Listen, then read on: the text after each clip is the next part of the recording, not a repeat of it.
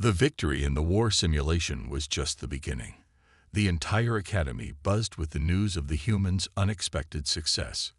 What had once been seen as a fluke was now undeniable.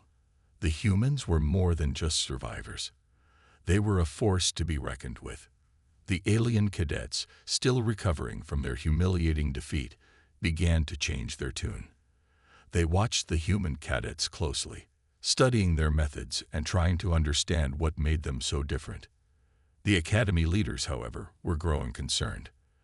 They had never expected such a dramatic shift in the power dynamic. The humans had shown that they were not only capable but resilient in ways no one had anticipated. Their victory in the simulation had been a wake-up call for everyone. No one could ignore the potential of these Deathworlders any longer. Cadet Harris and his team, still riding high from their success, were called to the Academy's council room. As they entered, they were met with the stern faces of the Academy's highest-ranking officials. The council, consisting of representatives from the most powerful species in the galaxy, had been watching the humans closely. Harris, began General Thal, a massive Tenosian who had been one of the most vocal critics of the humans. We need to talk about your team's performance. You've shown that your species is more capable than we initially thought. But there's a problem. You're winning too easily. The room fell silent. Harris didn't flinch. He had seen this coming. The humans had broken through every expectation, and now the aliens were starting to take notice. We didn't ask for special treatment, Harris said firmly. We only did what was necessary to survive. This isn't about winning. It's about adapting to the challenge. And that's what we've done. General Thal narrowed his eyes. But you're outshining the rest of the cadets. You're turning the trials into a joke. It's not a joke, Harris replied, his voice steady. The galaxy's underestimating us. You think we're weak, that we don't belong here. But we're learning, adapting, and fighting because that's what we do. And if that means we beat the best of you, then so be it. The council members exchanged uneasy glances. For the first time, they realized something important. The humans weren't just playing by the rules, they were rewriting them.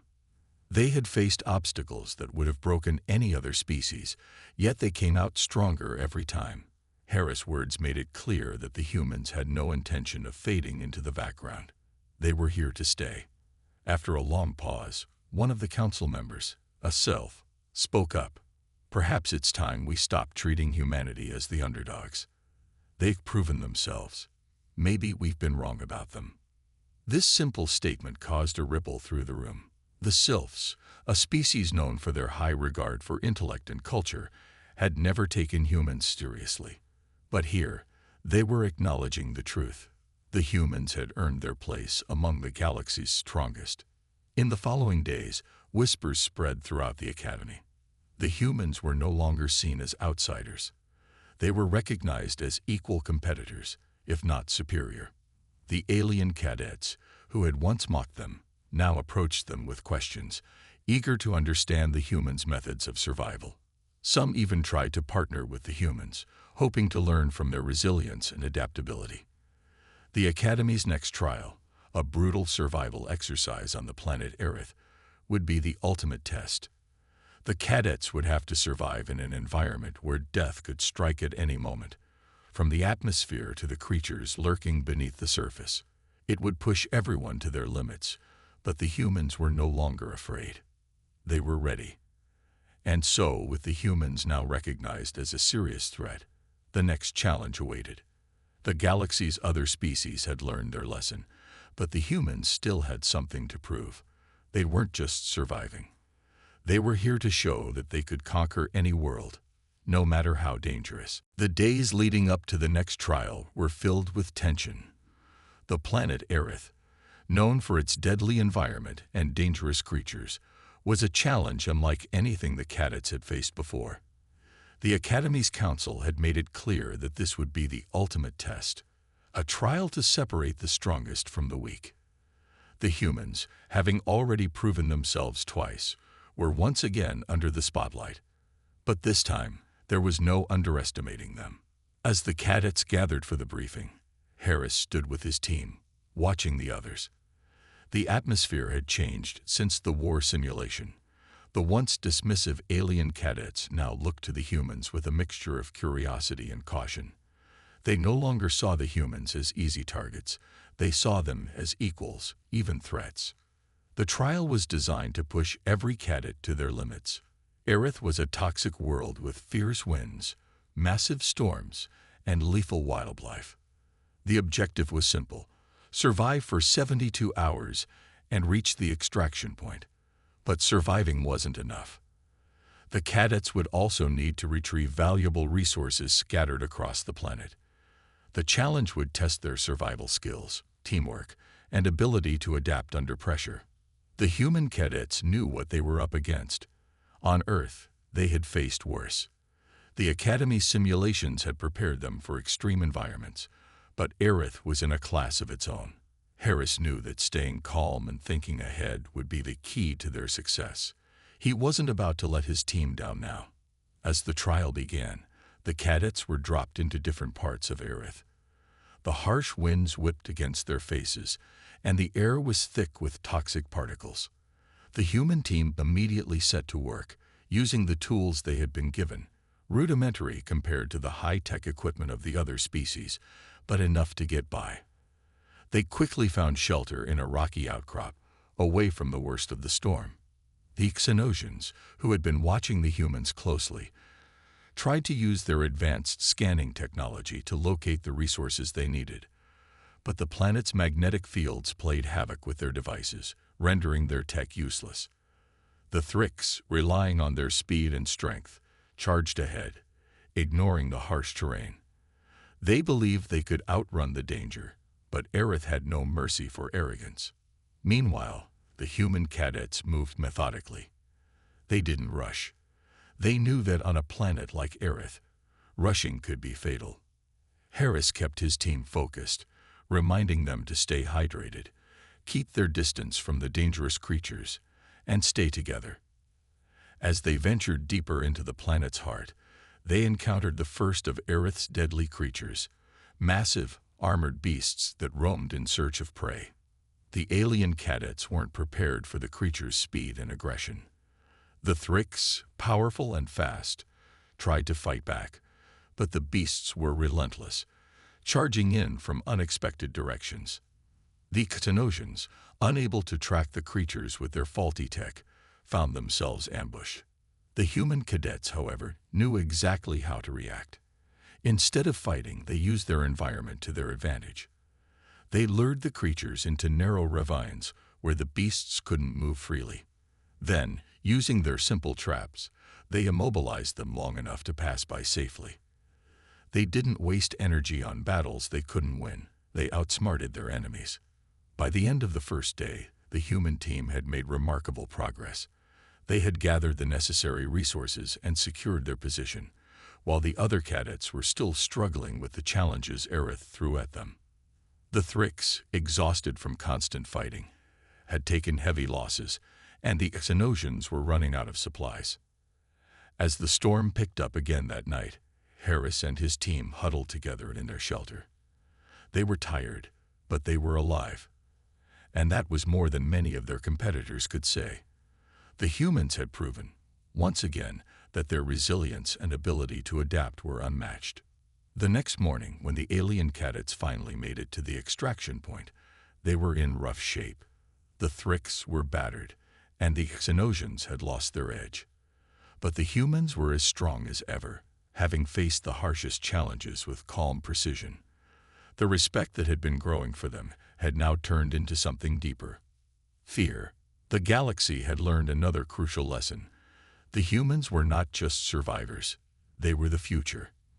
No matter how dangerous the world, no matter how hostile the environment, humanity's adaptability and resilience would always shine through. The days following the Aerith trial were filled with quiet contemplation.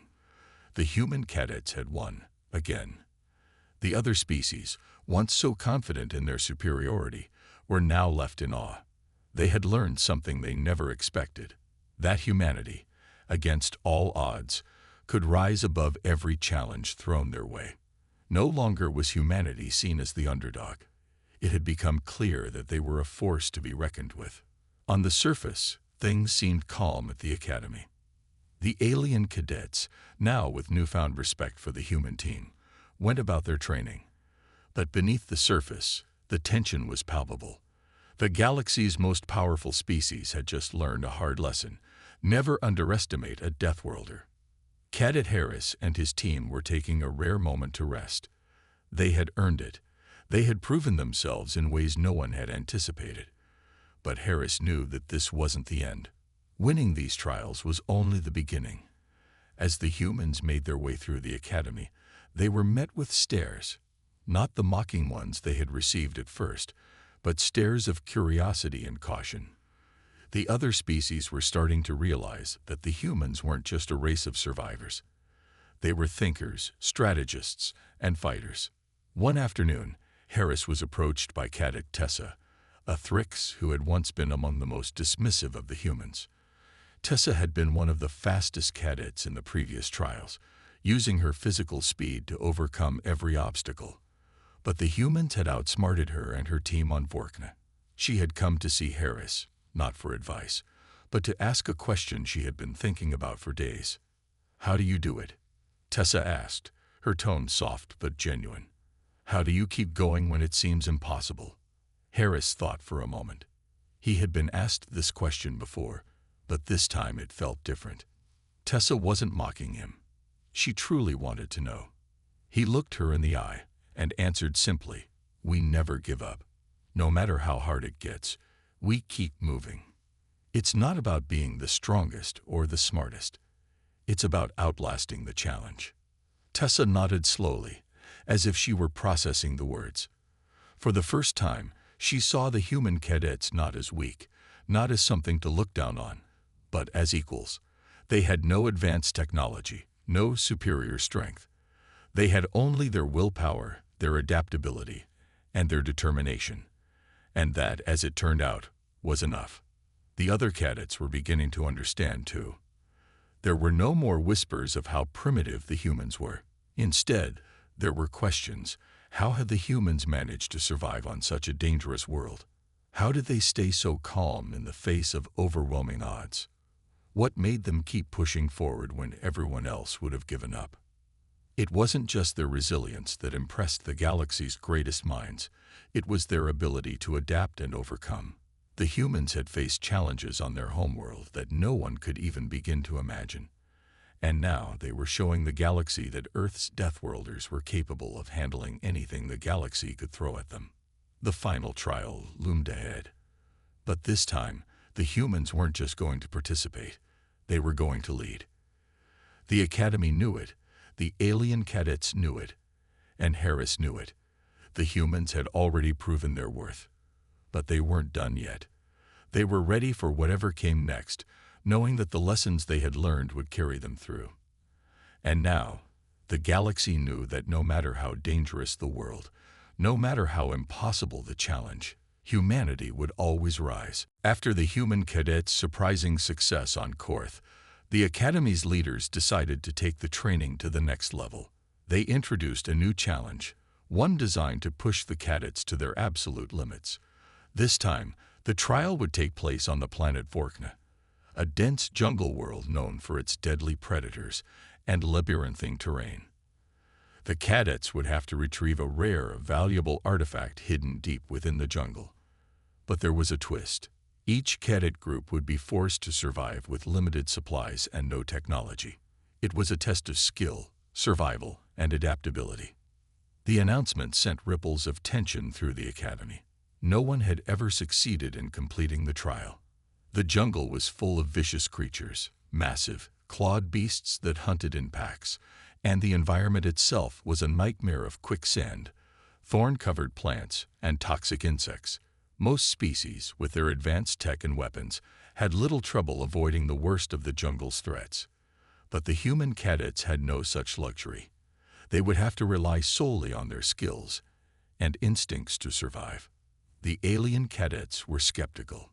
The Exonosians, with their sharp intellect and advanced technology, believed they had an easy path ahead. The Thrix, with their superior strength and speed, expected to overcome any obstacle that came their way. But the humans? They were the underdogs. Fragile, weak creatures from a death world. The idea that humans might succeed against them seemed laughable. But Harris, the leader of the human cadets, wasn't bothered by the doubters. He had been to places far worse than Vorkna.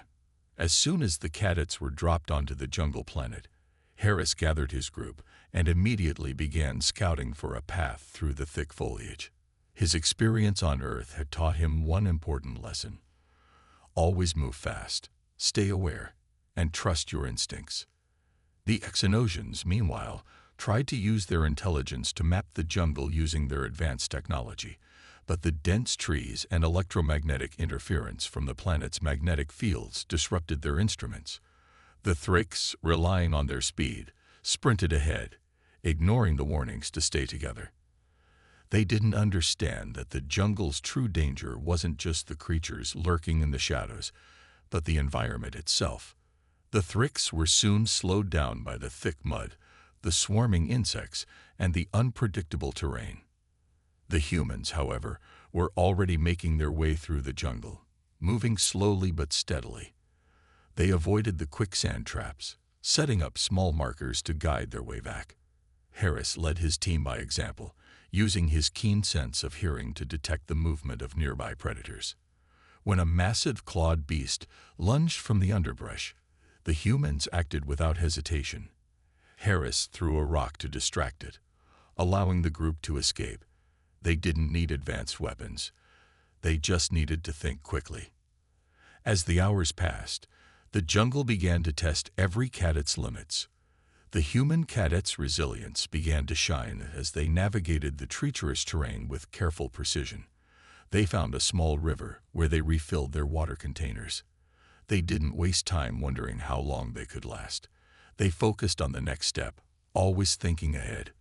By the time the Exonosians and Thrix had made their way into the jungle, they found themselves already behind. When the humans finally reached the area where the artifact was hidden, they didn't rush. They carefully examined the surroundings, knowing that rushing would only get them killed. It wasn't long before they found the artifact, hidden in a large tree hollow, guarded by a large, dangerous creature. But instead of fighting, the humans waited, watching the creature's behavior, waiting for the right moment to make their move. The humans knew that timing and patience were just as important as strength. They waited for the creature to move away and snatched the artifact, returning with it to the extraction point. When the other cadet groups arrived, they were exhausted and frustrated, barely making it through the jungle. The Thrix had been slowed by the beasts and thick terrain, while the Exonosians had been caught in a storm and lost much of their supplies. The humans had proven themselves again. They had made it through the jungle using their wits and instincts.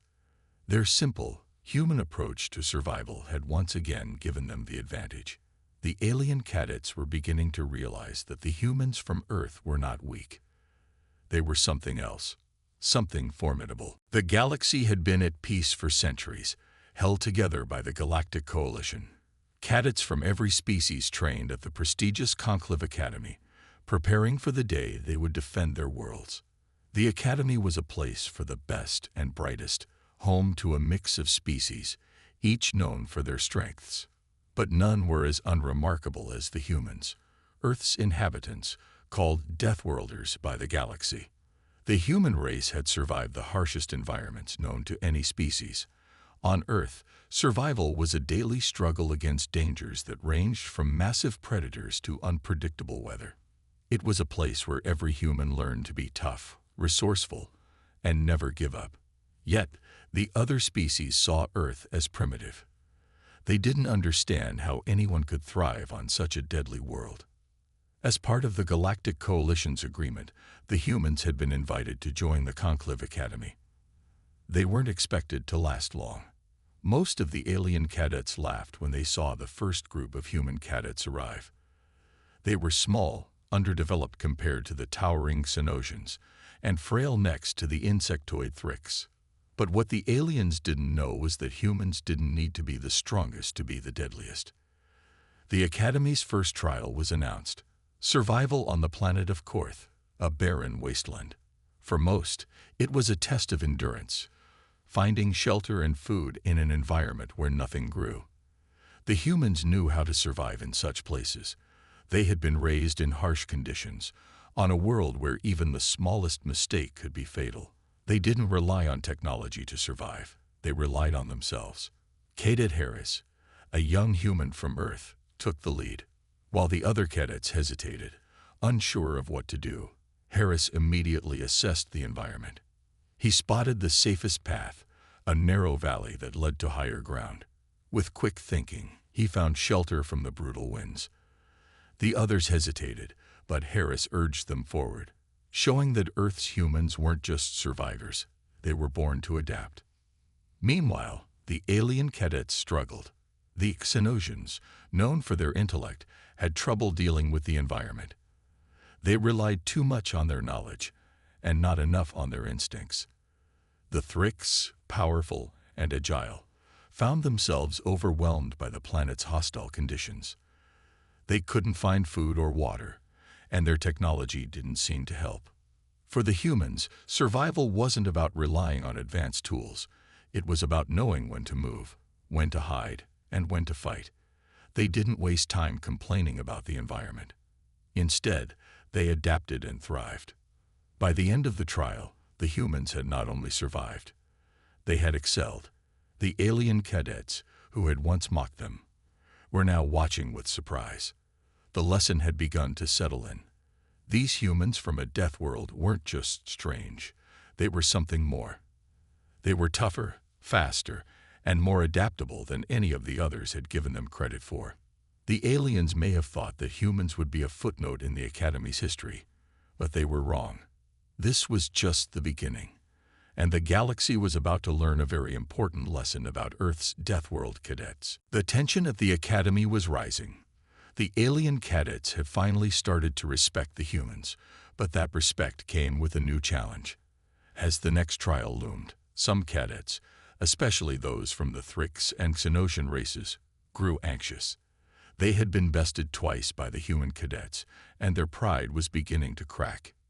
It was clear. The humans were no longer the underdogs. They were the ones to beat. In the Academy's training grounds, the cadets gathered for their next mission, a complex war simulation where they would face off in a mock battle. The challenge was designed to test their teamwork, strategy, and ability to handle pressure. It was supposed to be a friendly competition, but the stakes were high. Some cadets, however, had other ideas.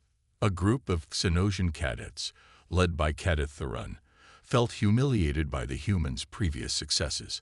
They had been outsmarted on Korth and Vorkna, and they weren't going to let it happen again. Thurun, with his sharp intellect and a deep-seated belief in Xenosian superiority, began to plot.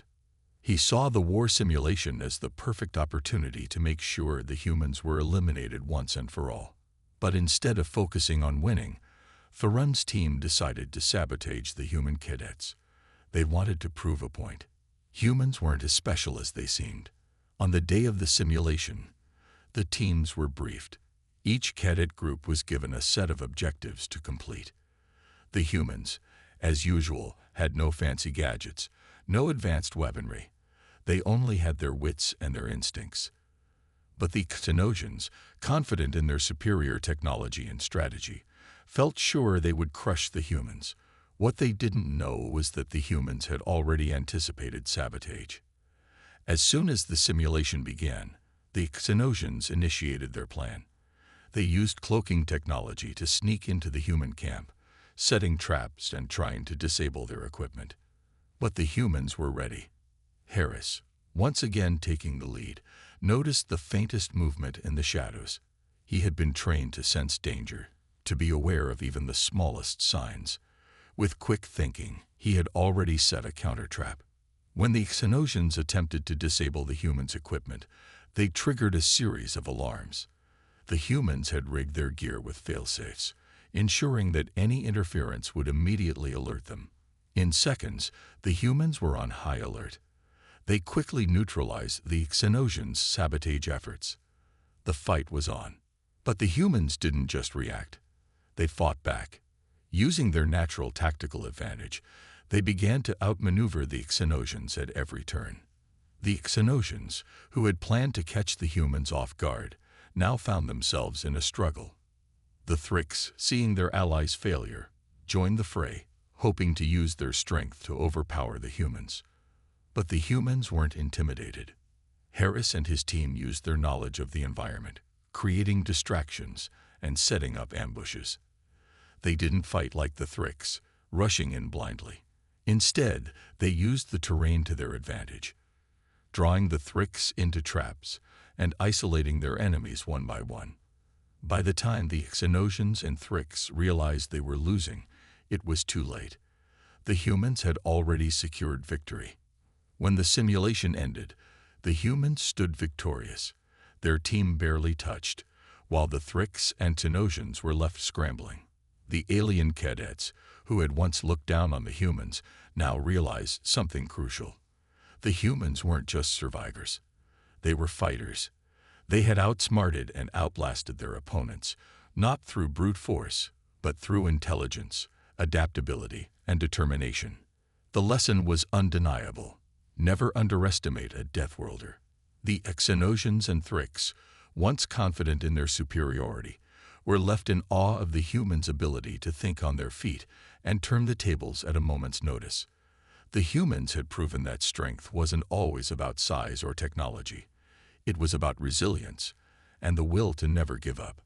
As the alien cadets filed out of the simulation room, they couldn't help but glance at the human cadets, who were now more determined than ever. They had learned the most important lesson yet. Humanity was not a force to be ignored. After the humans completed their mission on Vorkna, word quickly spread throughout the academy. The alien cadets, who had once laughed at the humans, now began to take notice. The humans had not only survived, but had completed the trial in record time, and without relying on advanced technology. They had done it using nothing but their instincts and their sheer determination. The other species began to see the humans in a new light. The Xenosians, usually calm and collected, found themselves puzzled. Their superior intellect and technological advancements had failed them. They had been so sure that brains could outmatch brute survival instincts. The Thrix, known for their physical strength and speed, had been bested by the terrain and their impatience. They had never considered that the jungle's true dangers lay in waiting, not in charging ahead blindly. Cadet Harris, the leader of the human team, had become the subject of whispered conversations among the alien cadets. His calm under pressure, quick thinking, and natural leadership had earned him the respect of his peers, even if they didn't fully understand why. The human cadets were small and unremarkable in appearance, but there was something about their resilience that stood out. They had a fire inside them that no one could deny.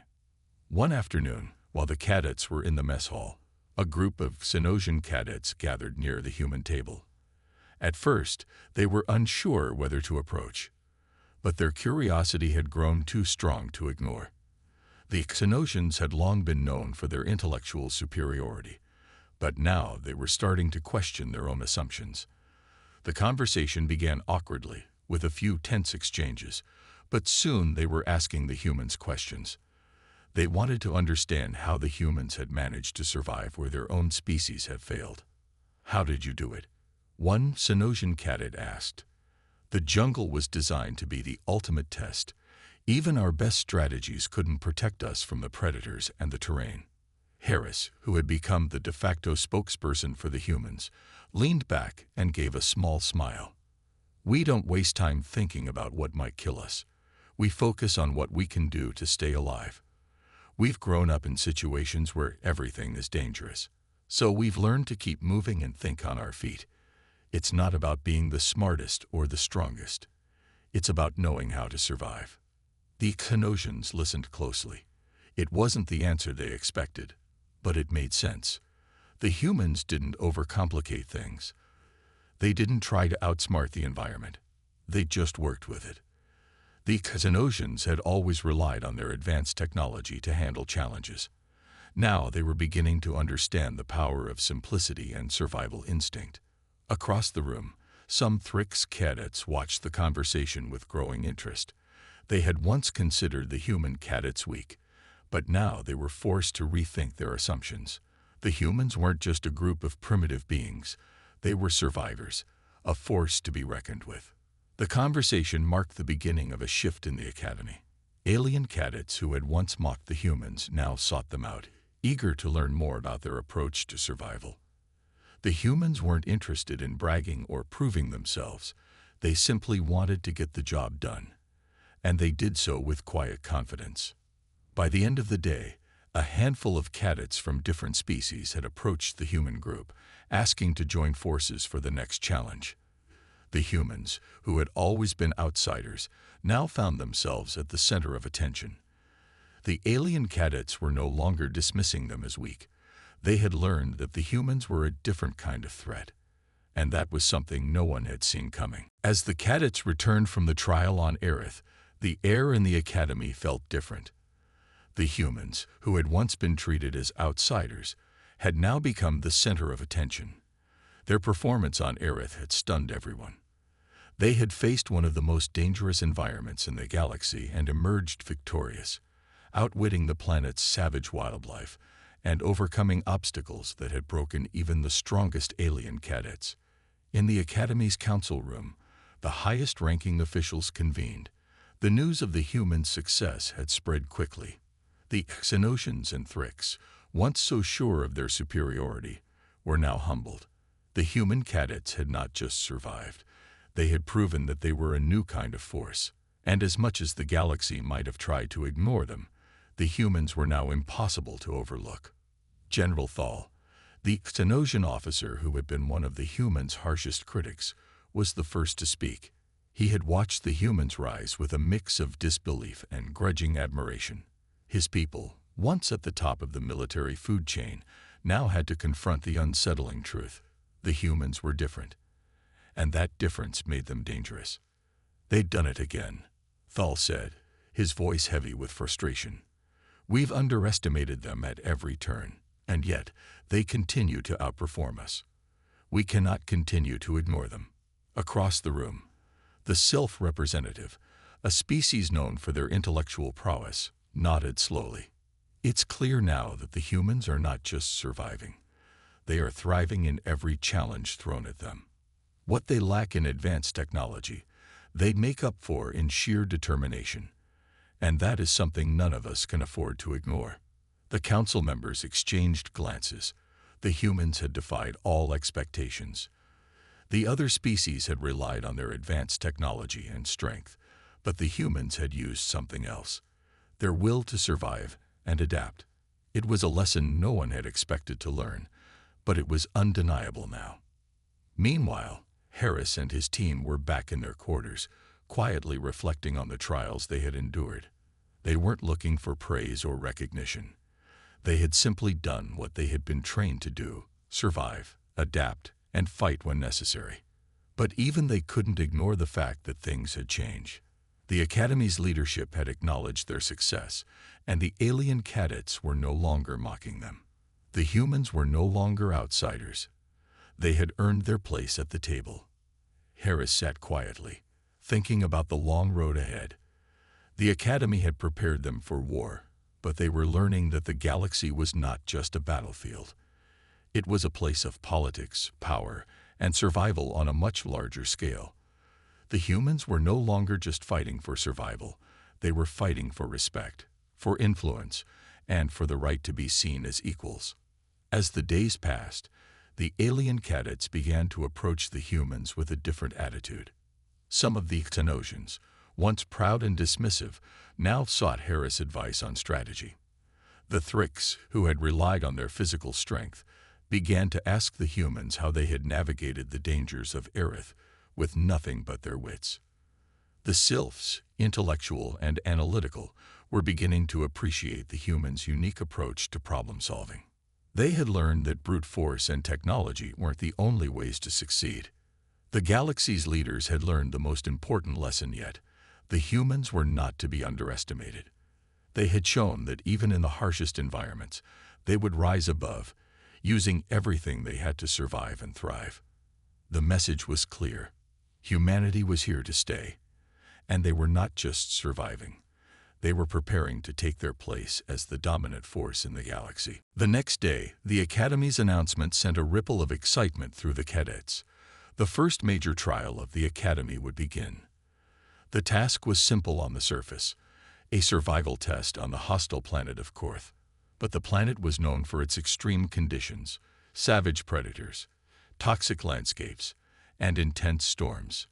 No cadet from any species had ever completed the trial without serious injury. The humans were clearly out of their depth. At least, that's what the aliens thought. The trial began with all cadets being dropped onto different points of Korth's wasteland. The planet was a vast, desolate expanse, covered with jagged rocks and the occasional violent dust storm. With no sign of life, it seemed like the perfect test for the cadets. The challenge was simple: survive for 48 hours and return to the extraction point. From the moment the human cadets were dropped, they instinctively began to move. Unlike the other species, they didn't stop to assess the situation or form complex plans. They had learned long ago that hesitation meant death. Cadet Harris immediately noticed the wind was picking up, and he led his group toward a natural cave he spotted from the air. The other cadets, still hesitant, began to fan out in all directions. Meanwhile, the alien cadets, who had studied every detail about the planet's terrain, struggled. The Thrix, with their superior speed, rushed toward the closest shelter they could find, but it turned out to be a nest of deadly rock spiders. The Xenosians, focused on using their advanced technology, tried to create a scanning device to find food and water. But in the unforgiving environment of Korth, their technology malfunctioned due to the planet's strange electromagnetic storms. The human cadets, however, kept moving. They used their knowledge of surviving Earth's harshest climates to find the best shelter.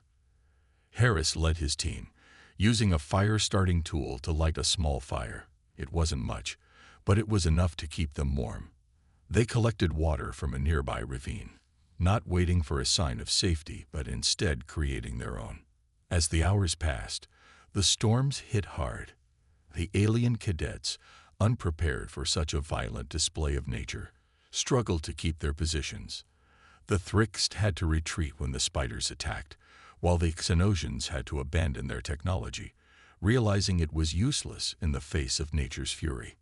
But the humans, they didn't flinch. They huddled together for warmth and kept watch, moving only when necessary.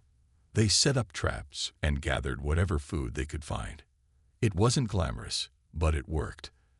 As night fell, their strength was undeniable. The other cadets were beginning to realize that the humans weren't just here to survive. They were here to prove something. By the second day, the extraction point was visible. The storm raged on, but the humans kept their heads low and made steady progress. Meanwhile, some alien cadets had yet to find shelter, their bodies worn and weakened by the relentless conditions. When the humans finally arrived at the extraction point, they were the first to return. The other cadets trickled in after, defeated and exhausted, struggling to make it in time. Some had been injured, others had given up, but not the humans. They had conquered the planet's harshest conditions with only their wits and instincts. The other cadets, once sure the humans wouldn't last, now knew the truth. The humans weren't just survivors. They had a resilience that couldn't be broken. The galaxy had just learned a valuable lesson. Never underestimate a Deathworlder.